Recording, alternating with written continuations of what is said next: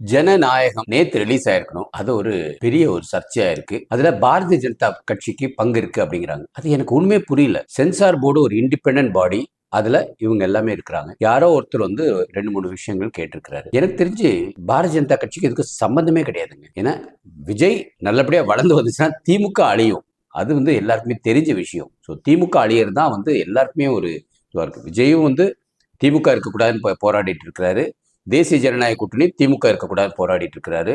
சீமானும் அதே தான் பண்ணிட்டு இருக்கிறாரு. எந்த கட்சி எடுத்தாலும் வந்து திமுக இருக்கக்கூடாதான் போராடிட்டு இருக்கோம் இல்லையா?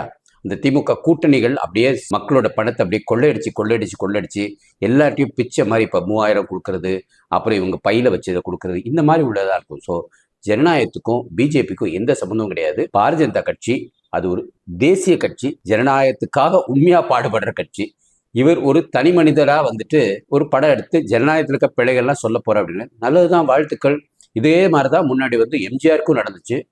திமுக காரங்க தான் வந்து அதை உலக சுற்று வாலிபனை வந்து தடை பண்ணாங்க. அதே மாதிரி அதே மாதிரி பல படங்கள் விஜய்க்கே வந்து நிறைய படங்கள் இதுவாயிருக்கு இல்லையா? ஸோ அதில் பாரதிய ஜனதா கட்சிக்கும் இதுக்கும் எந்த சம்மந்தமும் கிடையாது. இது உண்மை. மக்கள் நம்பணும். வாழ்க பாரதம், வளர்க தமிழ், ஒளிரட்டும் தமிழகம்.